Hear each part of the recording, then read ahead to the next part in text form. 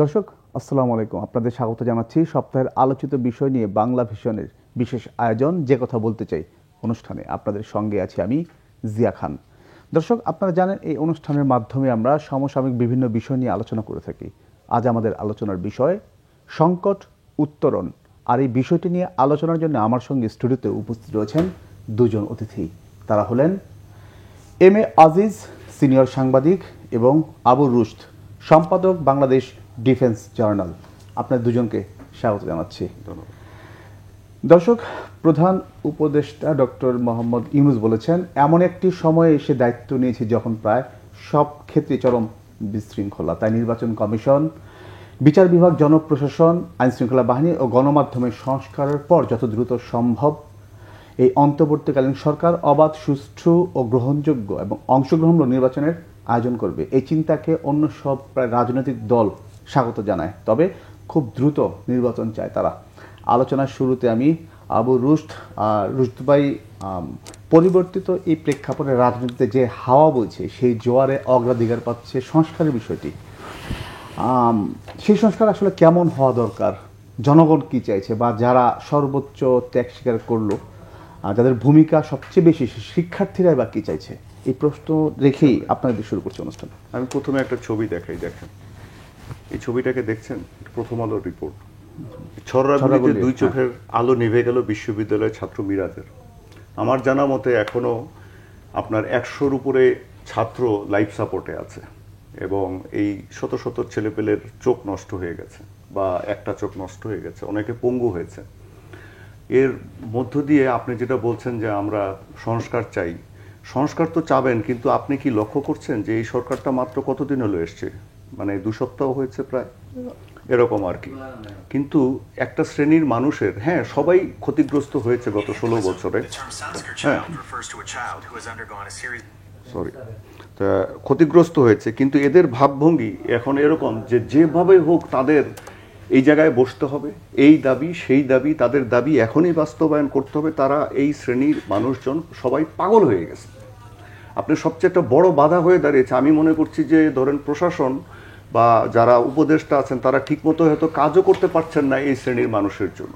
আপনি যদি প্রেস ক্লাবের সামনে দাঁড়ান, আপনি শাহবাগ বা অন্যান্য জায়গায় দাঁড়ান, খালি দেখবেন যে সমস্ত দাবি, খালি দাবি, আমি ক্ষতিগ্রস্ত হয়েছি, আমার এই দাবি, আমার এখন বেতন এটা বাড়াতে হবে, কে কোন জায়গায় কোন পদে বসবে। এটা শুধু প্রেস ক্লাবকে কেন্দ্রিক না, সব জায়গায় একই রকম আপনি লক্ষ্য করেন। তা আপনি সংস্কার বা এই কাজগুলোর চিন্তা বা জিনিসগুলো করবেন কেমনে এত বড় ঘটনার পরে, এবং বিশেষ করে 16 বছর যেভাবে প্রশাসনের, আপনি যেটা বলেছেন যে প্রশাসনের প্রত্যেকটা স্তর, শুধু প্রশাসন না, বাহিনীগুলো, আপনার আইন শৃঙ্খলা বাহিনীগুলো, গোয়েন্দা সংস্থা, আপনার এমন কোনো জায়গা নেই, ব্যাংকিং সেক্টর যে আপনি দলীয়করণ করা হয়নি, এটা তো সত্য কথা, আপনি করা হয়েছে। তারপরে এখানে দুর্নীতি হয়েছে। আপনি কালকেও দেখেছেন যে আপনার রূপপুর পারমাণবিক প্রকল্প নিয়ে 59,000 কোটি টাকার শুধু দুর্নীতি হয়েছে, আরও তো এরকম আছে। এখন এগুলো নিয়ে আপনার মানে প্রশাসনকে তো আগে ঠিক করতে হবে, তারপরে পুলিশকে ঠিক করতে হবে, গোয়েন্দা সংস্থাগুলোকে ঠিক করতে হবে, রাষ্ট্রের নিরাপত্তাকে এটাকে ঠিক করতে হবে, আপনাকে এটাকে সচল করতে হবে সমস্ত কিছুটা। তারপরে না আপনার সংস্কারের চিন্তা করবেন এবং আপনার আইডিয়াগুলোকে আপনি বাস্তবায়ন করতে পারবেন, এবং এক একজন মানুষ বা এক একটা গোষ্ঠী যে দাবিগুলো তুলছে সেই দাবিগুলোকে আপনি পরে বাস্তবায়ন করতে পারবেন। এখন যদি কেউ এসে বলে যে আমার এখনই বেতন বাড়াতে হবে, বা আমার এই ক্ষতিগ্রস্ত হয়েছে, আমাকে এটা করতে হবে, বাংলাদেশের অর্থনৈতিক অবস্থা যে পর্যায়ে নিয়ে গিয়েছিল এবং এই আন্দোলনের পরে যে পর্যায়ে এসেছে, তাতে এই অর্থনৈতিক সংকটটা বা ব্যাংকিং সেক্টরকে ঠিক করতেও তো আপনাকে মাস দেড়েক সময় দিতে হবে। এখন এটা হচ্ছে একটা পার্ট। আর সংস্কারের পার্ট আপনি বললেন, প্রথম যেটা আমরা মিস করছি হয়তো অনেকেই, বা কিছু কাজ চলছে, সেটা হচ্ছে এই যে ছাত্রগুলা যারা অরাজনৈতিক, তারা তো কোনো দলের ছিল না, তারা দেশের জন্য, আমাদের জন্য যা করে দিয়ে গেছেন, মানে সেটার সুফলটা হয়তো আপনার রাজনৈতিক দলগুলা বা তাদের কর্মী সমর্থকরা ভোগ করার চেষ্টা করছে, কিন্তু এই ছাত্রদের জন্য কি আমরা কিছু করছি? এই যে কতগুলো ছাত্র আপনার হাসপাতালের বেডে আছে, তারা মারা গেছে, যারা যারা শহীদ হয়েছেন তাদের পরিবারের খোঁজখবর কেউ নেওয়া হচ্ছে না। এখন সংস্কার করতে গেলে আপনি তার আগে করতে হবে এই জিনিসগুলো। এই বাচ্চাগুলোকে এরা ট্রমার মধ্যে দিয়ে গেছে, একটা পুরো জেনারেশন আপনি চিন্তা করেন, যারা আমার ছেলের থেকে কম বয়সী হবে, 20 থেকে 25 বছর এরকম বয়সী, মানে যুবকরা, তরুণরা, এই জেনারেশনটাকে তো আপনাকে আগে স্থিতিশীল করতে হবে মেন্টালি।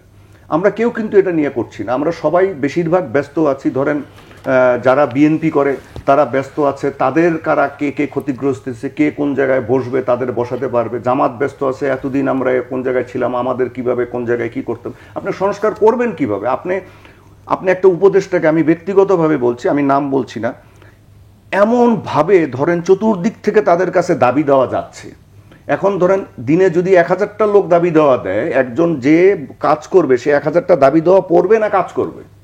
এখন প্রথম সংস্কারটা হওয়া দরকার যে এইগুলি বন্ধ করা। আর হচ্ছে এই যে বাচ্চাগুলো, আমি বলবো যে রাষ্ট্রের সংস্কারের আগে এই যে বাচ্চাগুলো যারা জীবন দিয়েছে তাদের পরিবারের খোঁজখবর নেওয়া, তাদের চিকিৎসার ব্যবস্থা করা। যদিও বাংলাদেশ সেনাবাহিনী কালকে বলেছে যে আহতদের চিকিৎসার তারা বহন করবে, কিন্তু এটা সেনাবাহিনী কেন, এটা সরকার করছে না কেন, বা যারা অন্যান্য রাজনৈতিক দল আছে তারা করছে না কেন? আচ্ছা, দ্বিতীয় কথা হচ্ছে আর্থিক সংস্কার। ইমিডিয়েটলি যদি আর্থিক ক্ষেত্রে আমরা সংস্কারটা আনতে না পারি, আমি অর্থনীতিবিদ না, যাদেরকে উপদেষ্টা হিসেবে নেওয়া হয়েছে তারা অনেক বিজ্ঞ লোক, এবং ডক্টর ইউনূস নিজেই একজন অর্থনীতিবিদ, বিশ্বসেরা অর্থনীতিবিদ। এখন আমি আশা করছি যে 1-1.5 মাসের মধ্যে হয়তো এটা ঠিক হবে, কিন্তু এই সংস্কারগুলো এমনভাবে আমাদেরকে নিয়ে যেতে হবে যাতে এই যে আয়ের যে বৈষম্য মানুষের মধ্যে, এই যে মানে আপনি যদি দেখেন যে ব্যবসা বাণিজ্যের মধ্যেও আপনি বৈষম্য, যারা চুরি করছে, যারা অনৈতিকভাবে মানে দুর্নীতি করে ব্যাংকের থেকে টাকা পাচার করে নিয়ে গেছে, আবার যারা সৎভাবে ব্যবসা করছে তাদের উপরে তারা কিন্তু এই যে গ্যাপ অনেক বেশি। আপনি ব্যবসায়িক শ্রেণীর মধ্যে যদি ধরেন মানুষ ব্যবসায়ীদেরকে গালাগালি করে, কিন্তু একটা জিনিস কি, ব্যবসা ছাড়া তো দেশ চলবে না, ট্যাক্স আসবে কোথার থেকে, কর আসবে কোথার থেকে? আপনি মানে সমস্ত কিছু চলে ব্যবসায়ীদের উপর দিয়া। গার্মেন্টস অলরেডি ক্ষতিগ্রস্ত হয়েছে, ধরেন 20 থেকে 30 ভাগ আপনার এই যে শীতের যে পোশাকের যে অর্ডারগুলো ছিল বাতিল হয়ে গেছে। তা আমাদের এদেরকে প্রণোদনা দিতে হবে বা অন্য কোনো ব্যবস্থা করতে হবে, কিছু না কিছু তো করতে হবে। কারণ এই ব্যবসায়ীদের খাতটা অগ্রাধিকার ভিত্তিতে দেখা দরকার। আর হচ্ছে রুশদ ভাই, আপনি যে কথাগুলো বলছেন, ঠিক আছে, আপনার কাছে মাঝখানে একটা প্রশ্ন করে যেতে পরে ভুলে যেতে পারি, সেটা হচ্ছে যে এই সময়ে সেই এতগুলো দাবি এটা কেন আসতেছে একসাথে সব জায়গায়? এটা দেখেন আমাদের জাতিগত স্বভাব এটা। হ্যাঁ, মানে আমি ধরেন আমার সার্কেলই যতটুকুই পরিচিত আর কি, মানে ধরেন আমি তো একসময় আর্মিতে ছিলাম, তো আমি বলতে চাই না কারা এখন আমার বন্ধু আর কি, আপনি বিশ্বাস করতে পারবেন না, মানে আমার ঘুম হারাম হয়ে যাচ্ছে। মানে ফোন বাসায় চলে আসছে, আমাকে এই জায়গায় বসাইতে হবে, আমাকে ওই জায়গায় এটা হয়েছে এটা উদ্ধার করে দিতে হবে, ওইটা এনাকে একটু বলে। মানে এরা হচ্ছে নির্যাতিত অবশ্যই, ধরেন 16 বছর তারা অধিক ক্ষতিগ্রস্ত হয়েছে, আমিও ক্ষতিগ্রস্ত হয়েছি, কিন্তু কথাটা হচ্ছে আপনি স্পেস দিতে তো হবে সরকারকে। না, আপনি দেখেন যদি এখন এসে মানে সবাই চতুর্দিক দিয়ে খালি বলে তাকে এই জায়গায় বসাতে হবে, এই পদটা কেন ওই লোক বসলো, এই উপদেশটাকে কেন নেওয়া হইলো, ওই উপদেশটা ওনাকে নিলে ভালো হতো। হ্যাঁ, মত আছে, কিন্তু ওভারওয়েলম করে ফেলছে সমস্ত সিস্টেমটাকে। আপনি মানে যদি দেখেন যে আপনি যদি মানে আপনাকে যদি দিনে 50 জন লোক 10 মিনিট করে কথা বলে এবং ডিস্টার্ব করে, আপনি কাজ করবেন কিভাবে? এখন কোনোভাবেই কারো কোনো ধৈর্য নাই আমি দেখছি। আমি বলতে পারি যে আচ্ছা, এই যারা এগুলা করছে তারা কি একবার, আচ্ছা এই ঢাকাতেই তো অনেক হসপিটাল আছে, ছাত্রগুলোকে দেখতে গেছে? আপনি তাদের কারো বাসায় খোঁজ নিয়েছে? এত অকৃতজ্ঞ কেন এরা? আপনি রাষ্ট্রটাকে এই অর্থনৈতিক অবস্থা থেকে তো আমাদেরকে বের করতে হবে। তারপরে ধরুন পুলিশ এখনো পুরোপুরি সক্রিয় হয়নি, আমাদের আইন শৃঙ্খলাটাকে ঠিক করতে হবে, এগুলো নাই তাদের মাথা ব্যথা নাই। পুলিশে আপনার কাছে আবার আসবে, তার আগে আমি একটু আজিজ ভাইয়ের কথা বলে আসি। আজিজ ভাই, আজকেও প্রায় 495 উপজেলা চেয়ারম্যান, 323 পৌর ও 12 সিটি কর্পোরেশন মেয়র এবং 60 জেলা চেয়ারম্যানকে অপসারণ করে বিজ্ঞপ্তি দেওয়া হয়েছে, প্রশাসক নিয়োগ করা হয়েছে। এমন অনেক উদ্যোগ নেওয়া হচ্ছে সমস্যার সমাধানে। এই বিষয়টা আপনি কিভাবে মূল্যায়ন করবেন? পাশাপাশি রুশদ ভাই যে বিষয়গুলো নিয়ে আসলেন সামনে সংস্কারের বিষয় ধন্যবাদ। আমি তাহলে রুশদ সাহেবের কথার সাথে একমত হয়েই আমি কিছু সংশোধন করি। এটা একটা অন্তর্বর্তীকালীন সরকার। আমার মনে হয় সে যে এই যে বিক্ষিপ্ত প্রবলেমগুলোর কথা উত্থাপন করেছে এগুলো কিন্তু সঠিক। এর কারণে অন্তর্বর্তীকালীন সরকারের একটা রোড ম্যাপ দরকার।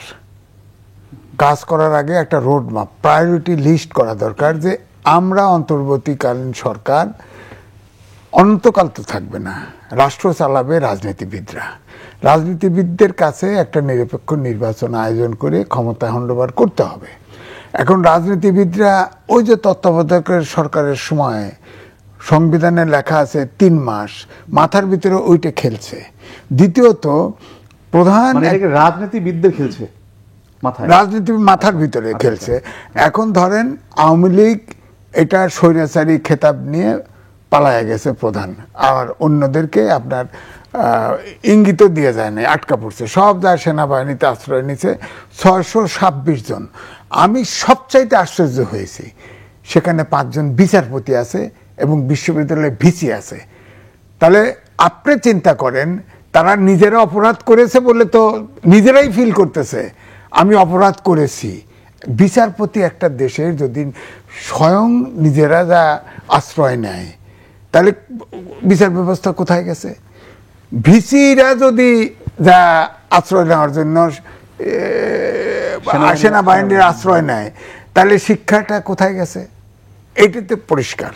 তো এখন এই জন্য বলছি প্রায়োরিটি লিস্ট, কিন্তু আমি বলবো যেটা এই প্রায়োরিটি লিস্টে আলোচনা হয় না, কিন্তু আমি তো লিখেছি যে আমরা কি চাই। যেমন ছাত্ররা চেয়েছে মানবিক বাংলাদেশ, আইনের শাসন, সুশাসন। সেটা কি এই অন্তর্বর্তী সরকার বুঝতেছে না এই বিষয়টা, যে প্রায়োরিটি লিস্ট বুঝতে কিনা জানি না। আমি এই প্রধান উপদেষ্টার এই যে বক্তব্য দিল, তখন বলেছি যত তাড়াতাড়ি সম্ভব আমরা সংস্কার করে নির্বাচন দিব নিরপেক্ষ। অন্য উপদেষ্টা ইঙ্গিত করেছে, তারা বলেছে আমাদের যতদিন প্রয়োজন ততদিন থাকবো। তো আপনি অন্তর্বর্তীকাল সরকার, অনন্তকাল থাকতে পারবেন না, এই জন্যই প্রায়োরিটি লিস্ট। এখন প্রায়োরিটি আপনার কাছে একটা হবে, আমার কাছে একটা হবে। আমি যেটা ফিল করি, এই দেশ মুক্তিযুদ্ধের মাধ্যমে স্বাধীন হয়েছে। এখানে আপনার গণতন্ত্র, মানবিক বাংলাদেশ, সুশাসন, আইনের শাসন, রাষ্ট্রীয় প্রতিষ্ঠানগুলোর স্বাধীনভাবে কাজ করা, এগুলো কিন্তু গণতন্ত্রের প্রধান শর্ত। নিরপেক্ষ নির্বাচন, তাহলে এটা হলে একটা গণতান্ত্রিক মানবিক দেশ দরকার। সেখানে কোন রাজনীতিবিদের দলের ভিতরে গণতন্ত্র আছে? এখন যদি স্যাং করে ওঠে, তাহলে রাজনৈতিক দলগুলো তো সংস্কার দরকার। প্রত্যেক দলের এক ব্যক্তি সবকিছু করে দেয়। তো এটার দলের ভিতরে যদি গণতন্ত্র না থাকে, তারাই যদি সরকারে আসে, তাহলে গণতন্ত্রটা কিভাবে হবে? গণতন্ত্র দলের ভিতরে গণতন্ত্র চর্চা নাই। 2, আমাদের সংবিধান, এটা কিন্তু আমি লেখা, সমকালে ছাপা হয় লেখা, যে আমাদের সংবিধানই গণতান্ত্রিক দেশে হলেও আমাদের সংবিধান স্বৈরাচার তৈরি করে। যেমন ধরেন, যে কোনো দল ক্ষমতায় গেল, যাওয়ার পরে যিনি প্রধান, তিনি ওই রুলিং পার্টির প্রধান, তিনি সংসদীয় দলের প্রধান, তিনি প্রধানমন্ত্রী। প্রধানমন্ত্রীর নির্দেশ ছাড়া কোনো কাজ হবে না, অর্থাৎ তিনি একক ক্ষমতার অধিকারী। তাহলে গণতন্ত্রটা রইল কোথায়? সুতরাং এখানে আপনার এক ব্যক্তির শাসন চলে, যে ক্ষমতায় যাবে এক ব্যক্তির শাসন চলে। তাহলে রাজনৈতিক দলগুলোকে ভিতরে কিন্তু গণতন্ত্রের চর্চা আনতে হবে। এবং এরপরে প্রশ্ন আসে রাষ্ট্রীয় প্রতিষ্ঠানগুলোকে মোটামুটিভাবে, ওই যে বললাম যে বিচারপতি যেখানে পালায়, সেই দেশে আপনি কি করবেন বলেন তো দেখি।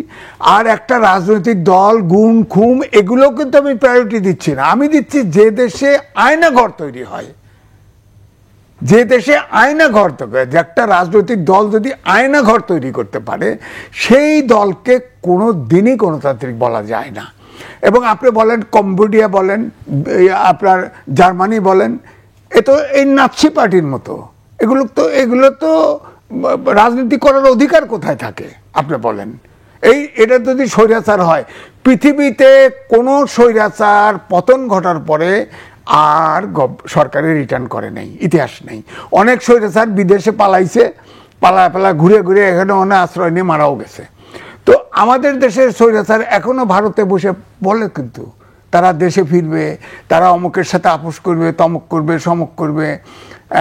এই জন্য আমি বলছি যে আপনি আগে চিন্তা করবেন যে ধরেন এই যে রুশ সাহেব বললেন যে এই যে ধরেন যে ছেলেরা আসলে বিএনপি 16 বছর আন্দোলন করছে, বিরোধী দল জামাত থেকে শুরু করে সব দল কিছু তো করতে পারেন নাই, করছে ছাত্ররা, তার উপরে ভর করে আন্দোলন হয়েছে।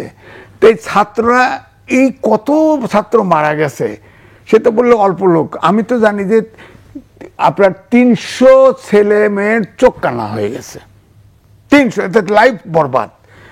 তাদের আকাঙ্ক্ষা, সরল মন, তাদের আকাঙ্ক্ষা একটা মানে মানবিক দেশ হবে। তো সেখানে এই মানবিক দেশ যদি গ্রহণ করতে হয় তাহলে দেশটা চালাবে রাজনীতিবিদ, তাদেরকে তো আগে ঠিক করতে হবে, তাদের ঠিক করতে হলে রাজনীতিকে ঠিক করতে হবে। তো এখানে কিন্তু আমার মনে হয় যে প্রায়োরিটি লিস্টে 1 নম্বরে এই, আর 2 হলো এই যে আমলাতন্ত্র বলেন, পুলিশতন্ত্র বলেন, এটা হাইলি পলিটিসাইজড, এদের উপরে নির্ভর করে আপনি নিরপেক্ষ নির্বাচন দিতে পারবেন না। এখানে তো সংস্কার দরকার, অর্থাৎ আপনার এদের উপরে মানে বর্তমান যে সেটআপ, বর্তমান সেটআপ এর ভিতরে ভালো আছে, অলরেডি চেষ্টা করতেছে, কিন্তু এখন তো আবার বাংলাদেশের মাটির আবার আছে, দেখেন অনেকে চরিত্র বদলায় ফেলতেছে, আপনার খুঁজে বার করা তো মুশকিল। এই জন্য চায়না কিন্তু একটা গগজ তৈরি করছে, জানেন, একটা ছেলেকে ধরছে, ধরার পরে একজন শিক্ষক বলতেছে ইউনিভার্সিটির, এই ও আমার ছাত্র, ছেড়ে দেন। পুলিশ বলতেছে যে না, ও শিবির করে, তাকে ছাড়ে নাই পুলিশ শেষ পর্যন্ত, তার চোখে ছিল গগজ। তখন আমার স্মরণ পড়ছে, বাংলাদেশে পেগাসাস আছে কিন্তু এটা স্বীকার করে না গভর্নমেন্ট, আর চায়না একটা গগজ তৈরি করছে, ওই গগজ চোখে দিয়ে তাকাইলে আপনার মোটিভটা ধরা পড়বে, আপনি কে আইডেন্টিফাই করা যাবে। আমার অনুমান যে ওই পুলিশ যে তার গগজ চোখে ছিল সে বোধহয় আইডেন্টিফাই করছে। তো এই জন্য আমি বলছি যে সর্বাঙ্গে ঘা মলম লাগাবেন কোথায়, এটা একটু গোসলো প্রায়োরিটি দিয়ে। আপনার মূল কথা হচ্ছে যে আপনার রাষ্ট্র ব্যবস্থাটা, যে রাষ্ট্রীয় প্রতিষ্ঠানগুলি আছে, এটা 3-4টা, এটা ঠিক করা। ধরেন সংসদ, এটা তো পরে হবে। আমার মনে হয় যে পলিটিক্যাল পার্টিগুলো ঠিক করে আর এই নির্বাচনের পরিবেশ তৈরি করে যদি ইলেকশনটা দেওয়ার মতো পরিস্থিতি তৈরি করে, তাহলে আমার মনে হয় অন্তর্বর্তীকালীন কাজ শেষ হয়। কিন্তু সবচেয়ে বড় কথা যে একটা দীর্ঘস্থায়ী সংগ্রাম লাগবে। আমাদের তো এইটা সমাজতান্ত্রিক বিপ্লব হয় নাই। সমাজতান্ত্রিক বিপ্লবে যে দেশে হয়, তারপর প্রথমেই করে কালচারাল রেভলিউশন, মানুষের মনোজগতে পরিবর্তন আসে। আমাদের মনোজগতে এই দেশটা 16 বছরে জাতিটা নষ্ট করে ফেলা হয়েছে। দেখেন মনের ভিতর থেকে প্রত্যেকটা যে রুচ সাহেব বললো না, প্রত্যেকটা লোক এই যে কিন্তু দেখেন ভিতরে টাকা কামানো, পোস্টিং নেওয়া, নানান কিছুর জন্য অ্যাক্টিভ হয়ে গেছে, বিকজ আমাদের মানসিক মনোজগৎ নষ্ট হয়ে গেছে। এটাকে যদি বিল্ড আপ করতে চান, এটা 1 বছর 6 মাস 5 মাসে হবে না। আমরা তো ছোটবেলায় দেখেছি, শরীরে কাপড় নাই, গেঞ্জি ঘাড়ে রাখে, ছিঁড়ে যাবে, জুতা হাতে রাখে, জুতা না স্যান্ডেল, টায়ারের স্যান্ডেল, পঞ্চের স্যান্ডেল হাতে রাখে, নাহলে নষ্ট হয়ে যাবে। খাওয়া হয়তো 3 বেলা ঠিক মতো পায় নাই, কিন্তু মানুষ কিন্তু দুর্নীতিবাজকে ঘৃণা করত, অসৎ লোককে ঘৃণা করত, এবং মনে শান্তি ছিল। এখন কিন্তু দেখেন টাকালা, তার মুখে মনে শান্তি নাই। আর ওই তো বললাম যে সবাই আছে, এখন সচ্ছল হয়েছে, বলা হয় উন্নয়ন হয়েছে, উন্নয়ন হয়েছে। ভাই, বিজ্ঞানের যুগে দেশ আগাইতেই থাকবে, যে সব দেশই আগাবে। এখন যদি এইভাবে লুটপাট করতে থাকেন, তাহলে তো আগাইতে, আমি তো মনে করি এর চেয়ে আরো অর্থনীতি আরো 3 গুণ শক্তিশালী হতো, যে পরিমাণ টাকা দুর্নীতি। অনেকগুলো বিষয় নিয়ে আসছেন রুশ ভাই, শুনছিলেন প্রায়োরিটি লিস্টের কথা বললেন আজিজ ভাই, পাশাপাশি উনি একটা বিষয় বললেন যে সময়ের যে বিষয়, যে অন্তর্বর্তী সরকার যে আসছে, দ্রুত নির্বাচনের একটা ইঙ্গিত দিয়ে গেছেন। আরেকটা বিষয় হচ্ছে যে এই যে প্রায়োরিটি লিস্টের ক্ষেত্রে রাজনৈতিক যে দলগুলো আছে, এর মধ্যে গণতান্ত্রিক যে চর্চা, এই বিষয়গুলো নিয়ে আসছেন। পাশাপাশি আমি যে প্রশ্নটা আপনাকে করতে চাই সেটা হচ্ছে গিয়ে, অনেকে বলছেন যে রাজনৈতিক কানেক্টিভিটি ছাড়া এখন যে সমস্যাগুলো সৃষ্টি হচ্ছে, এটাতে উত্তরণ সম্ভব নয়। প্রথম কথা হচ্ছে, এটা কি রাজনৈতিক কোনো আন্দোলন ছিল? রাজনৈতিক আন্দোলন তো ছিল না। রাজনৈতিক দলগুলোর যদিও সমর্থন ছিল, বিএনপি, জামাত ইসলামী বা অন্যান্য রাজনৈতিক দল ছিল। এখন আপনি আজিজ ভাই যেটা বললেন যে গণতন্ত্র, মানবাধিকার, আমরা একটা মানবিক দেশ চাই, সংস্কারটা হবে এখান থেকে। আপনি যদি লক্ষ্য করেন যে 90-এর দশকে যখন সার্বিয়া বসনিয়াতে যে গণহত্যা চালিয়েছে, হ্যাঁ, সেই গণহত্যাগুলো কি হয়েছে? বিচার হয়েছে না? আন্তর্জাতিক অপরাধ আদালতে বিচার হয়েছে। সার্বিয়ার যারা গণহত্যা ছিল, তারা কি আর কখনো রাজনীতিতে ফেরত আসতে পেরেছে? তাদেরকে আসতে পারেনি। আচ্ছা, 2 নম্বর হচ্ছে রুয়ান্ডাতে আপনার ওই একই 90 দশকে গণহত্যা হয়েছে, মানবাধিকার বিরোধী ভয়ঙ্কর একটা কাজ করা হয়েছে। তারপরে কি হয়েছে? আজকে দেখেন রুয়ান্ডা একটা মোটামুটি উন্নত রাষ্ট্র, একটা স্থিতিশীল রাষ্ট্র, এবং জাতিসংঘ শান্তিরক্ষী বাহিনীতে তারা 2য় কন্ট্রিবিউটর। যেখানে তাদের জাতিসংঘ শান্তিরক্ষা বাহিনী, বাংলাদেশ সেনাবাহিনী ওখানে ছিল। কেন হয়েছে? যে তারা প্রায়োরিটিটা দিয়েছে যে আমাকে গণতন্ত্র ঠিক করতে হবে, এবং যারা গণহত্যা চালিয়েছে, মানবতাবাদ বিরোধী কর্মতৎপরতা চালিয়েছে, তাদেরকে আর রাজনীতি করার সুযোগ আপনি দিতে পারবেন না। আপনি তাদেরকে যদি দেন তাহলে আবার ব্যাক টু স্কোয়ার ওয়ানে আসবেন। আপনি দ্বিতীয় মহাযুদ্ধের পর নাৎসি পার্টিকে কি আপনি আবার সুযোগ দিয়েছিলেন মানে রাজনীতিতে ফেরত আসে? এখন আপনি ইতিহাস ঘাটলে দেখবেন যে হিটলারের আমলে জার্মানিতে প্রচুর উন্নয়ন হয়েছিল। জার্মানির এখনো যে বড় বড় হাইওয়ে গুলা, অটোবান যেগুলো বলে, মাঝখানে একটু যে বিষয়টা রাজেশ ভাই বলে গেলেন, এই যে সুযোগ দেয়া না দেয়া, এটা নির্ধারণটা কিভাবে হয়? আমাদের এটা নির্ধারণ করতে হবে, আমাদেরকে সবাইকে মিলে করতে হবে। তার কারণ এটা একটা গণহত্যা ছিল। আপনি যদি বলেন যে এদের ঐতিহ্য ছিল, আমি মানি ঐতিহ্য আছে। আপনি হিটলারও তো জার্মানির অনেক উন্নয়ন করেছে, জার্মানির অবকাঠামোগত অনেক প্রচুর উন্নয়ন করেছে হিটলার, তাই বলে কি নাৎসি পার্টি রাখতে হবে? রাখা হয়নি। আপনি 16ই জুলাইয়ের পর থেকে কি আওয়ামী লীগকে একটি রাজনৈতিক দল বলা যায়? আপনারা ওবায়দুল কাদেরের কথা শোনেননি, আপনারা হারুনের এক একটা মাস্তানি দেখেননি, আপনারা বিপ্লবের মাস্তানি দেখেননি, আপনি বাচ্চাগুলোকে পয়েন্ট ব্ল্যাঙ্কে শুট করে মারতে দেখেননি, শাহজাহান থেকে বাচ্চাদেরকে মেরে আবার লাশ ফেলে দিচ্ছে, তাকে বেঁচে ছিল তাকে ফেলে দিচ্ছে, আপনারা দেখেননি। আপনার কার্নিশের মধ্যে থেকে বাচ্চা লুকিয়ে আছে, সেখানে গিয়ে মাথার মধ্যে গুলি করে মারছে, এগুলো দেখেননি? দেখেছেন তো? এটা একটা গণহত্যা, এটা তো বলা হচ্ছে গণহত্যা। তা আপনি গণহত্যার বিচার যদি না করেন এবং এটাকে যদি আগে প্রায়োরিটি না দেন, তাহলে আপনার বাংলাদেশের রাষ্ট্র ব্যবস্থা বা রাজনীতি আর কোনোদিন ঠিক হবে না। আপনি যদি আবার এটাকে মেনে নেন যে না ওরা তো করেছে, ঠিক আছে, এটা কিছু বিচার টিচার করে এদিক ওদিক করে ঠিক করে ফেলবো, না, আপনাকে আগে যদি এখন আওয়ামী লীগ বলে মানুষের কাছে করজোরে যে আমরা মাপ চাই, আমরা যারা যারা এগুলোর সাথে জড়িত ছিল প্রত্যেকের বিচার হবে, এবং আমরা আমাদের আদর্শ পরিবর্তন করবো, যে আদর্শতে কখনো ওবায়দুল কাদেরের মতো লোকরা বলতে পারবে না যে বিশ্ববিদ্যালয়ে আমি ছাত্রদেরকে লেলিয়ে দিব, ছাত্ররাই যথেষ্ট জায়গা দখল করার জন্য, মানে ছাত্রলীগ। আপনি চাপাতি নিয়ে, শর্টগান নিয়ে, আপনার রিভলভার নিয়ে, হেলমেট বাহিনী নিয়ে আপনি নামবেন? আপনি পুলিশের যারা তখন কাজ করেছে এই ঢাকাতে বা অন্যান্য জায়গায় যারা হত্যাকাণ্ডগুলোকে ইনস্টিগেট করেছে, এই যে ছড়রাগুলি ছুড়ে যারা এই যে চোখগুলা নষ্ট করে দিয়েছে বাচ্চাদেরকে, আপনি কি বলেন যে এদেরকে মাফ করে দেওয়া দরকার? এদেরকে কি আপনি ছেড়ে দিতে পারবেন? তা আপনাকে শুরু করতে হবে এই জায়গাতে। এখনো সেই কথাটা আসেনি।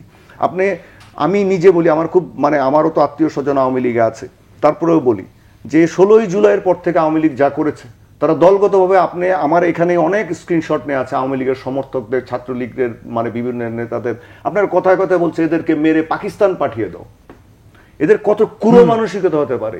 একজন লিখেছিল, আমার এখানে সেটাও আছে, যে তিয়ানানমেন স্কোয়ারে ট্যাঙ্ক চালিয়ে 10,000 ছাত্র মেরে ফেলেছিল চীন, এদেরকে মেরে ফেলে দাও, তাহলে বাংলাদেশ আবার উন্নত রাষ্ট্র হয়ে যাবে।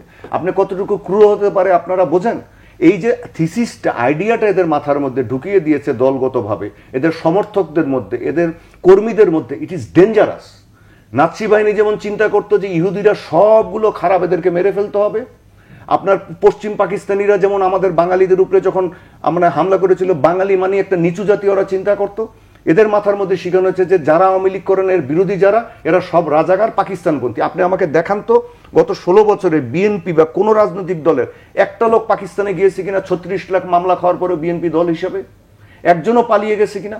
এনারা তো একটা কিছুর হইলেই এই যে সবগুলি দলীয় নেত্রী সহ সব ভারতে চলে গেছে। ভালো কথা, সবগুলি ভারতে চলে গেছেন, পাকিস্তানে একটাও গেছে। কিন্তু এদের একটা কর্মীকে আপনি দেখেন, আমি আপনাকে দেখাতে পারি এখানে, যে কর্মীরাও বলছে, তার মানে কি আপনি কর্মী লেভেল পর্যন্ত আপনি মাথার মধ্যে ঢুকিয়ে দিয়েছেন যে দিস জেন্টলম্যান অর এই ছেলেটা, এই লোকটা, এই মহিলাটা যে আপনার বিরুদ্ধে কথা বলছে, সে হচ্ছে একজন রাজাকার, স্বাধীনতা বিরোধী। এই জিনিসটা ইজ এ ডেঞ্জারাস থিং। এটা বাংলাদেশের 98.7% হচ্ছে বাংলা ভাষায় কথা বলে। আমরা সেটাকে নষ্ট করে ফেলেছি। আমাদের আগে কি হতো আপনি দেখেন, বিয়ে শাদী হচ্ছে, আওয়ামী লীগ বিএনপি ফ্যামিলির মধ্যে বিয়ে শাদী হতো, আত্মীয় স্বজন থাকতো, সব মিলেমিশে থাকতো। পুরোটা ধ্বংস করে দিয়েছে এরা, এটা অন্য দল ধ্বংস করেনি। আচ্ছা, দ্বিতীয় পর্যায়ে আসেন, আমি আরেকটা প্রসঙ্গ তুলি। এই যে আজিজ ভাই যেটা বলছেন আয়নাঘর নিয়ে, এই একটা জিনিসই যথেষ্ট প্রসিকিউট করার জন্য, মানবতা বিরোধী কাজের জন্য। তখন যে ডিজিএফআই ছিল 2016 সালে, যারা ব্রিগেডিয়ার আজমি সহ অন্যান্যদেরকে ধরেছে, কর্নেল সলিমুল্লাহর মেয়ে বিখ্যাত অভিনেত্রী কাজী নওশাবাকে 18 সালের আন্দোলন করার সময় নিয়ে আয়নাঘরে ঢুকিয়েছে, এই গোয়েন্দা সংস্থার প্রধানদের এবং ওই কর্মকর্তাদের বিচার হওয়া দরকার। তাদেরকে মানবতা বিরোধী তৎপরতার জন্য আপনারা আন্তর্জাতিক যে অপরাধ ট্রাইব্যুনাল গঠন করেছে, বিচার হচ্ছে, যাতে আমাদের পেশাদার বাহিনীগুলোর সুনাম আর কোনোদিন ক্ষুণ্ণ না হয়, আমাদের অফিসারদের জন্য কোনো বদনাম না হয়। রুশদ ভাই, আপনি বলছিলেন আয়না ঘরের কথা এবং বাহিনীকে কলঙ্কিত করার অপরাধে আন্তর্জাতিক অপরাধ ট্রাইব্যুনালে বিচারের কথা আমি থামিয়ে দিয়েছিলাম। শুনতে চাই আপনার কাছ না, থেকে। সোজা কথা হচ্ছে এই ধরনের আয়নাঘর দেখেন, যখন বার্লিন ওয়াল পতন হয়, মানে পূর্ব জার্মানি এবং পশ্চিম জার্মানির মধ্যে, তখন পূর্ব জার্মানিতে যে গোয়েন্দা সংস্থা ছিল স্টাসি, সেই স্টাসি পুরো জনগণ মানে এটা ঘেরাও করে। এখানে যে নির্যাতন, মানুষের উপরে নির্যাতন চালানোর নথিগুলোকে তারা সংরক্ষণ করে এবং ওটাকে জাদুঘরে পরে পরিবর্তন করা হয়, এবং যেই অফিসাররা নির্যাতনের সাথে জড়িত ছিল মানুষের বিরুদ্ধে তাদের প্রত্যেকের বিচার করা হয়। এগুলো করতে হয় কেন? আপনি দেখেন আমাদের এইবার যেটা হয়েছে, আমি বলবো যে বাংলাদেশ সেনাবাহিনী আমাদের দেশটাকে বাঁচিয়ে দিয়েছে। আমাদের দেশটা লিবিয়ার মতো হয়ে যেতে পারতো, আমাদের সেনাবাহিনী ডিসইন্টিগ্রেট করতে পারতো, মায়ানমারের মতো হয়ে যেতে পারতো, জনগণের সাথে সামনাসামনি দাঁড়িয়ে যেতে পারতো, কিন্তু আমাদের সেনা কমান্ডার কি এবং আমাদের সৈনিক, আমাদের অফিসাররা, তারা আমাদের দেশটাকে আমি মনে করি যে এটার থেকে বাঁচিয়ে দিয়েছে। কিন্তু আমাদের এই সশস্ত্র বাহিনীর স্বার্থে যে সমস্ত অফিসাররা, এই যে মেজর জেনারেল জিয়াউল হাসানের মতো, তারপরে এই যে আয়নাঘর যাদের সময় যারা অত্যাচার করেছে, সেই সমস্ত মহাপরিচালক এবং অফিসারদের এদের বিচার করা দরকার। তার কারণ এই পেশাদার একটা বাহিনীকে আমরা আর কোনো বিতর্কের মধ্যে দেখতে চাই। ধন্যবাদ রুশদ ভাই, আমি আসবো। আজিজ ভাই, আয়না ঘর নিয়ে আপনি কথা বলছেন, আপনার রেশ ধরেই কিন্তু রুশদ ভাই এ পর্যন্ত আসলেন আয়না ঘরের বিষয়ে। এই যে দায়, এই যে কয়েকজনের নাম উল্লেখ করলেন, এই বিষয়টা, এই দায়টা শুধু তাদের না। দেখেন, দায় কিন্তু বিডিআর কিলিংটা হয়েছে, সেখানেও কিন্তু দায় তার বিডিআরের মেজর জেনারেল শাকিল আহমেদ, তার ছেলে সহ, শাকিল আহমেদ সহ অনেকেই তো বলছে, নামও বলে দিচ্ছে। আমার ছেলে তখন কুমিল্লা ক্যান্টনমেন্টে, সে বলল ইচ্ছাকৃত এই অফিসারকে মেরে ফেলা হয়েছে, কারণ আর্টিলারির, উনি তো আর্মি অফিসার, আর্টিলারি 20 কিলোমিটার দূর থেকে ওখানে স্মোক ফেলাই দিলেই তারপরে তুলে নিয়ে আসলে অফিসারগুলো বেঁচে যেত। হ্যাঁ, এটা ইচ্ছাকৃত তাদেরকে প্ল্যান করে চৌকস অফিসারগুলোকে ওখানে পোস্টিং দিয়ে ওখানে নিয়ে ট্রান্সফার করে নিয়ে মেরে ফেলা হয়েছে। তো সুতরাং কেন, কি কারণে, কার উদ্দেশ্যে এটা মারা হলে তদন্ত হবে না? এখন তো একজন উপদেষ্টা হয়েছেন, তিনি কিন্তু তদন্ত রিপোর্ট দিয়েছিলেন আর্মির পক্ষ থেকে।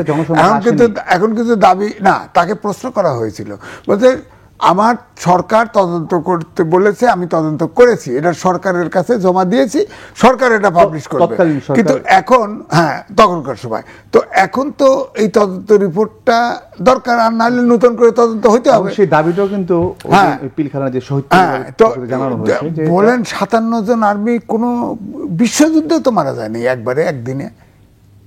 চিন্তা করেন আপনি, আর্মিটাকে স্ম্যাশ করে দেওয়ার জন্য এটা করা হয়েছে, তো বিচার হবে না? তখন আর্মি সেনাবাহিনী চেয়েছে তো, শাকিল আহমেদ অনেক সেনাপ্রধান, প্রধানমন্ত্রী সবার সাথে কথা বলছে, সেনাবাহিনী পাঠাতে চেয়েছে, পাঠায় নাই।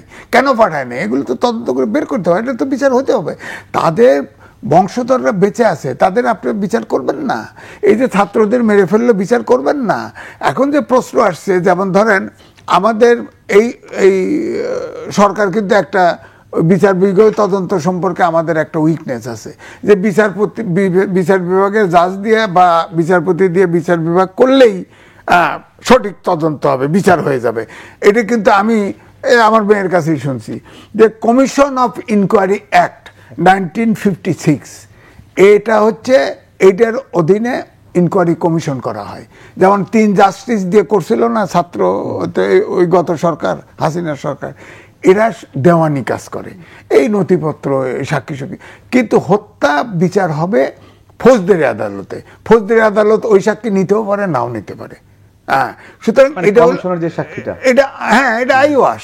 সুতরাং এখন আমি এই অন্তর্বর্তীকালীন সরকারকে ধন্যবাদ জানাই, তারা কিন্তু বলেছে জাতিসংঘের অধীনে আপনার তদন্ত হবে, এবং এইটা আমরা হচ্ছে জাতিসংঘের সিগনেটরিজ দেশ। এবং আজকে যে বৈঠক, সেখানে কিন্তু স্বরাষ্ট্র উপদেষ্টা যেটা বলছেন, জাতিসংঘের যে কমিটি তারা শীঘ্রই আসছে। না, আমি বলছি যে তারা যদি তদন্ত করে, আমি বলবো যে শুধু সরকার নয়, দেশবাসী সবাই সহযোগিতা করা উচিত। একদম ক্লিয়ার এবং প্রতিটি সমস্যাগুলি আইডেন্টিফাই তারা করবে, এবং সেটা কিন্তু আমাদের কোর্টে, কারণ যেহেতু বাংলাদেশ সিগনেটরিজ, সেটা কিন্তু ফৌজদারি আদালতেও সেটা অ্যাকসেপ্টেবল হবে। সুতরাং এই আন্তর্জাতিক আদালত দিয়ে তাহলে আরেকটা জিনিস হবে, আমাদের দেশে সারা জীবন যে তদন্তগুলো হয় রিপোর্ট বের হয় না, আবার রিপোর্টের অবিশ্বাস থাকে, কিন্তু যখন জাতিসংঘের তরফ থেকে তদন্তটা হবে মানুষেরও কিন্তু আস্থা তৈরি হবে যে না, এই তদন্তটা ঠিক আছে। হ্যাঁ, এবং তারাও তো কেউ অন্য দল করে না, কি করে না, তারা নিরপেক্ষই কাজ করবে, এবং সেটা দেশব্যাপী নয়, সেটা সারা বিশ্ব দেখবে। হ্যাঁ, সারা বিশ্ব দেখবে। আমি আসবো, এর আগে একটু আবার রুশ ভাইয়ের কাছে আমি আসি। রুশ ভাই, শেখ হাসিনার বিরুদ্ধে অনেকগুলা মামলা হয়েছে এই সাবেক প্রধানমন্ত্রীর বিরুদ্ধে, আজও তার বিরুদ্ধে আন্তর্জাতিক অপরাধ ট্রাইব্যুনালে মামলা হয়েছে, এবং সেখানে দল হিসেবে আওয়ামী লীগকে এবং তার অংশ আসামি করা হয়েছে। আপনার কাছে আমার প্রশ্ন হচ্ছে, সে ভারতে রয়েছেন, এই সাবেক প্রধানমন্ত্রী শেখ হাসিনা, অনেক মহল থেকে বলা হচ্ছে তাকে ফিরিয়ে আনার ক্ষেত্রে, এবং এই অন্তর্বর্তীকালীন সরকার তাদের পক্ষে নাকি সম্ভব। আসলে কি সম্ভব হতে পারে, কেন হবে না? যদি এগুলা আন্তর্জাতিক অপরাধ, মানে যে ট্রাইব্যুনাল, মানবাধিকার বিরোধী গণহত্যার জন্য যে ট্রাইব্যুনাল হয়েছে, আপনি তখন তাকে এখানে দাঁড় করাতে হবে। তিনি এই যে বলছেন যে এই যে এতগুলি নেতার কর্মী, তাদের দলেরও মন্ত্রী টন্ত্রী সবাইকে ফেলে উনি পালিয়ে গেছেন। এই যে আওয়ামী লীগের যারা সাধারণ সমর্থক গ্রামে গঞ্জে আছে, তারাও এনার জন্য বিপদে পড়েনি। ওনার অধ্যত্ব, তেরামো, জেদ, আপনি যে ভাষায় মানুষের সাথে কথা বলা দরকার আপনি বলছিলেন। বিবিসিতে রিপোর্ট হয়েছিল, এক কথা, রাগ ক্ষোভ যার উপরে ছিল তাকে না পাওয়ায় সেটা তো ওদিকে গেছে, যারা থাকছে তাদের উপরে আমি তখন আপনাকে যে কথাটা বলছিলাম যে উনি এবং ওনার দলের কিছু লোকজন তাদের আইডিওলজিটা, আদর্শটা এমন ভাবে মানুষের মাথায় ঢুকিয়েছে, তাদের মানে নিম্ন পর্যায়ে, মানে নিচের দিকের পর্যায় পর্যন্ত, যে ওরা ছাড়া বাকি সব স্বাধীনতা বিরোধী। আমি গোপালগঞ্জ জেলা ছাত্রলীগের এক নেতার রিসেন্ট একটা পোস্টের কথা আপনাকে এখানে পড়ে শোনাই। এটা সে 5ই আগস্টের পরে দিচ্ছে। যারা আজকে স্বাধীন দেশ বলছে, দেশ স্বাধীন হয়েছে বলছে, এরা আসলে বাংলাদেশ স্বাধীন হোক এটা কখনো চায় না। এরা স্বাধীনতার বিপক্ষের শক্তি। এরা 1952 থেকে 1971 বিশ্বাসী না। এরা পাকিস্তানের দালাল। এদের যখন ধরা হবে পালাবার পথ পাবে না। এই ছেলেগুলো বুঝতেও পারছে না যে তাদের নেত্রী ইন্ডিয়াতে গিয়ে পালিয়ে গেছে, পালিয়ে আছে। তার নেত্রীর ছেলে আমেরিকাতে, নেত্রীর মেয়ে কোন জায়গায় আছে, তার নেত্রীর বোনও ইন্ডিয়াতে। আর এই ছেলেটা গোপালগঞ্জ থেকে বুঝছে না, সে মনে করতেছে তার নেত্রী আবার এসে তাদেরকে বাঁচাবে। এটা একটা জেনোসাইড। এবং এই জেনোসাইডের পরে এই যে আন্তর্জাতিক যে এই যে আদালতে যেটা এটি মানবাধিকার বিরুদ্ধে আজকে যেটা বললেন আপনি, যা মামলা দায়ের হচ্ছে, এটাই করতে হবে। অলরেডি হয়েছে, হ্যাঁ অলরেডি হয়েছে, এটাই করতে হবে। তার কারণ এগুলো অন্যান্য দেশে হয়েছে। যদি এটা না হয় বাংলাদেশে আপনি কোনোদিন মানবিক বাংলাদেশ জানতে চাচ্ছি আর কি। এই না, প্রসেসটা হচ্ছে আপনি ভারতের সাথে আপনার যেটা সম্ভব, এটা আমাদের সাথে বন্দি বিনিময় চুক্তি আছে। 2 হচ্ছে যে আপনি যদি সে গণহত্যার সাথে জড়িত থাকে আপনি প্রমাণ করেন, এবং তাকে যদি এই মামলার মধ্যেই করা হয়, ভারত যদি সে নিজেকে গণতান্ত্রিক দেশ বলে দাবি করে, তাহলে আমাদেরকে সে ফেরত দিতে তাকে বিচারের জন্য বাধ্য। কিন্তু যদি না দেয় তাহলে সেটা ভারতের ব্যাপার, ভারত নিজের দুর্নাম নিজে ডেকে নিয়ে আসবে। যেমন সবসময় ভারত মাত্র একটি দলের সাথে সম্পর্ক রেখেছে, বাংলাদেশের জনগণের সাথে সম্পর্ক রাখে। সেটা কি কোনো প্রভাব পড়বে আমাদের দুই দেশের মধ্যে? যে অবশ্যই আমাদের পররাষ্ট্র উপদেষ্টা তো বলেছেন যে ওখান থেকে যে বসে বসে শেখ হাসিনা ওইখানে বসে বসে, তার কোনো লাজ লজ্জা কিছু নাই যে এতগুলো মানুষ মেরেছে, যে তারপরে উনি ওখান থেকে বসে বসে আবার এক একটা তার দলীয় নেতা কর্মীদেরকে বিভিন্ন নির্দেশ দিচ্ছিলেন। আমাদের পররাষ্ট্র উপদেষ্টা ভারতীয় হাইকমিশনার যখন দেখা করতে গেছিল বলেছে না যে ওখান থেকে এরকম কথাবার্তা বললে আমাদের দুটি দেশের সম্পর্কের মধ্যে প্রভাব পড়বে। আমরা কত সহ্য করবো এগুলি?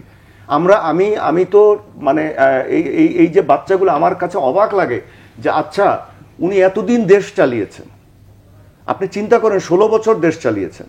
উনি যদি নিজেকে বাংলাদেশের গার্জিয়ানও মনে করতেন, যে ঠিক আছে উনি যেভাবেই হোক নির্বাচনে এসছেন, এই বাচ্চাগুলোর উপরে গুলি চালানোর এইভাবে অধ্যত্ব দেখানোর কোনো মানে আছে? আপনার কি স্মরণ আছে যে বিবিসিতে একটা রিপোর্ট হয়েছিল, উনি যেদিন ওই যে আপনার মেট্রো রেলটা দেখতে যান মিরপুর 10 নম্বরে, সেখানে গিয়ে কাঁদেন, বলছিল যে মানুষের জন্য, হ্যাঁ এখানে বিবিসিতে একদম রিপোর্ট হয়েছিল, শেডিং ক্রোকোডাইল টিয়ার্স, কুম্ভীরাশ্রু বর্ষণ করছে। লজ্জা। আপনার গত গত 2-3 মাসের মধ্যে আপনার ফ্রান্সে এবং এই যে গত 1-1.5 সপ্তাহের মধ্যে ইউকেতে আপনার প্রচন্ড দাঙ্গা হয়েছে, বড় বড় দাঙ্গা হয়েছে। আপনার প্যারিসে শত শত না হাজার গাড়ি পুড়িয়ে দিয়েছে দাঙ্গা গাড়িরা, পুলিশের গাড়ি টাড়ি জ্বালিয়ে দিয়েছে, ইউকে তো দাঙ্গা হয়েছে, পুড়িয়ে দিয়েছে। আপনি কি শুনেছেন কাউকে একটা গুলি করে মেরেছে? এই যে এখন বর্তমানে কলকাতায় আপনার বিক্ষোভ হচ্ছে, সারা ভারতে বিক্ষোভ হচ্ছে মৌমিতা দেবনাথের আপনার হত্যার জন্য, আপনি কি শুনেছেন কখনো যে পুলিশ সেখানে একটা সাজোয়া যান নিয়ে গিয়ে কোনো ছাত্রছাত্রীকে গুলি করে মেরেছে? ধন্যবাদ রুশ ভাই, আমি এই বিষয়ে আসবো। আরেকটা বিষয় আমি যেতে চাই, যেটা আলোচনা আমাদের আংশিকই হয়েছে বলা যায়, পুলিশের যে মনোবল, বর্তমান পুলিশের যে পরিস্থিতি, এই পরিস্থিতিতে পুলিশের যে পুনর্গঠন, সেটা সব দিক থেকে সামলানোর জন্য আসলে কি করা দরকার এখন পুলিশের যে অবস্থা? দেখেন, একবারে পুলিশ তো লাগবে। পুলিশ ধরেন, পুলিশ তো হুকুম দিয়েছে, কিন্তু উপরের দিকে, উপরের স্তর থেকে মিড লেভেল পর্যন্ত সবার ভিতরে, যে রুশাব বলল না, মনোজগতের পরিবর্তন এভাবে আনা হয়েছে যে হাসিনার সরকার জীবনে পতন ঘটবে না।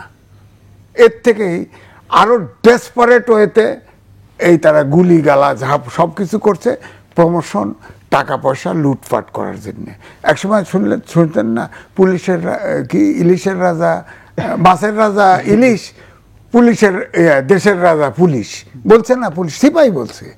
অর্থাৎ সব মনোজগতের যে পরিবর্তন আসছিল, এখন তাদের ভিতরে পরিবর্তন আসছে না যে তার নেত্রী পালিয়ে তার ফ্যামিলির লোক পার করে দিল, দিয়ে সবাইকে বিপদে ফেলে চলে গেল।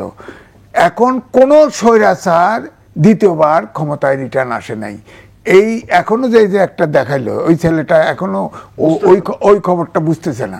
কোনো স্বৈরাচার কিন্তু ফেরত আসে না। এখন ধরেন এই যে আমাদের দেশের যে ইনকোয়ারি হচ্ছে বা বিচার, আন্তর্জাতিক অপরাধ ট্রাইব্যুনাল, এটা কিন্তু একটা ওপেন এন্ডেড কোর্ট। এটার ভিতরে খুন যে করে, খুনের যে সহযোগী, খুনের যে সমর্থক, সবার বিচার হতে পারে। আবার দেশে কিন্তু আছে, আমি বলবো না যে কাদের মোল্লার যাবজ্জীবন হয়েছে, আইন বদলায় তাকে আবার আপিল করে ফাঁসি দিছে, আমরা তা বলছি না। অর্থাৎ এই আইনের ভিতরে কিন্তু সবাইকে বিচার করা সম্ভব। এখন প্রশ্ন হচ্ছে যে মূল নায়ক শেখ হাসিনা চলে গেছে, তাকে পাবেন কোথায়? তার পরিবার পাবেন কোথায়? এখন তো বেরোচ্ছে তার পরিবার সহ লুট করছে দেশ, পরিবার সহ। দেখেন, যা নিয়ে কোনো চিন্তাই করি নাই, ব্রিটেনে এখন সে ছায়ামন্ত্রী হয়ে গেছে, হ্যাঁ, তো বহু কমিশন খায় বসে মিডিয়া করছে। ওই রূপপুরের ওটাকে তো আমার এলাকায় রূপপুরের ওটাতে কমিশন নিয়ে গেছে, দেখেন, চিন্তা করেন। আর এক বোন দেশ চালাইছে, আর এক বোন তো হুরা লুটপাট করে গেছে। এখন তো বেরোবে তো তদন্ত বেরোবে। এটাও আসছে আজিজ ভাই, যে ওনার এই যে শেখ রেহানার মেয়ে যে টিউলিপ সিদ্দিকী, তার 2 মিলিয়ন পাউন্ডের বাড়িতে কিভাবে থাকলে ব্রিটেনে ডেইলি মেলের খবর তো খবর, এবং সে কমিশন খায়। সুতরাং এই জন্য বলছি যে ধরেন তাকে যদি ভারত ফেরত না দেয়, আমরা অনুপ চেটিয়াকে ফেরত দিছি না, বন্ধু বিনিময় চুক্তি আছে, বাধ্য দিতে। যদি না দেয় তাহলে অবশ্যই সম্পর্ক থাকবে না। দক্ষিণ এশিয়ার একটি দেশের সাথে ভারতের ভালো সম্পর্ক নাই। আমাদের দেশের শুধু আওয়ামী লীগ সরকারের সাথে ক্ষমতা ছিল, মাইন্ডেড, বাংলাদেশের জনগণের সাথে ছিল না। সুতরাং ওনারা যদি বন্ধু বিনিময় চুক্তিতে অনুপ চেটিয়াকে নিতে পারে, তাহলে যদি শেখ হাসিনাকে ফেরত না দেয়, অবশ্যই আমাদের তাদের সাথে সম্পর্ক খারাপ হবে। আবার যদি পলিটিক্স করায় ওখান থেকে, যেমন কিছুদিন জয় সজীবদের জয় এক এক সময় এক এক কথা বলে, শেখ হাসিনাও তো কথা বলছে, ফিরে আসতেছে এ পর্যন্ত বলছে, খুব খুব অতি সত্বর ফিরে আসতে, তোমরা ভয় পাও না। তো সুতরাং বাংলাদেশে যদি নাও ফেরে, আন্তর্জাতিক আদালত আছে না, সেখানে তো অলরেডি হয়ে গেছে গা, তাকে তো নিয়ে যাবে। কি করবে ভারত? কি করবে ভারত? কি সারা বিশ্বের সাথে যুদ্ধ করবে নাকি? এত সহজ? স্বৈরাচারের বিচার হবেই হবে, আপনি দেশে পারেন আর বিদেশে পারেন, হবেই হবে, এই বিচার থেকে মাপ নাই। ধন্যবাদ রুশ ভাই। পুলিশের রিফর্ম নিয়ে এখন কাজ করা হচ্ছে, এবং পদবঞ্চিত যারা কিংবা বঞ্চিত যারা আছে পুলিশ, তাদের যে চাপ, এই চাপ সামলাতে কিন্তু অনেকটা হিমশিম খাচ্ছে কর্মকর্তারা কিংবা কর্তৃপক্ষ। আমার প্রশ্ন হচ্ছে, আসলে রিফর্মের ক্ষেত্রে পুলিশ বাহিনীর কোন জিনিসটাকে একদম টপ প্রায়োরিটি দিয়ে কাজটা শুরু করতে হবে? সবচেয়ে প্রায়োরিটি দেওয়া দরকার যে পুলিশ কখনো একটি রাজনৈতিক দলের, যে কোনো রাজনৈতিক দলের পেটোয়া বাহিনী হতে পারে না।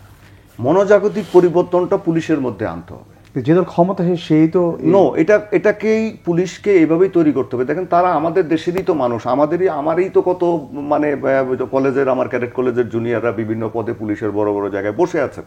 তা আমরা তো তাদেরকেও দেখি যে মানে তাদের যে 16 বছরের যে চিন্তার পরিবর্তনটা, এই পরিবর্তনটাকে পরিবর্তন করতে হবে। আপনার এইটাই হচ্ছে পুলিশের সবচেয়ে বড় জিনিস করতে হবে, যে মানুষের সাথে আপনাদের কোনো শত্রুতা তো নাই। আপনারা যে এই যে আপনারা এখন ধরেন অনেক পুলিশ বলছে, তাদের যে দাবি দেওয়ার মধ্যেও বলছে যে না, মুষ্টিমেয় কিছু অফিসার আমাদেরকে অর্ডার দিয়েছে বলে আমরা এটা করেছি। রুশদ ভাই, পুলিশের যারা কাজ করে, যারা একদম অধস্থন, এদের পক্ষে কি সম্ভব সিনিয়রদের? অবশ্যই, কেন সম্ভব না?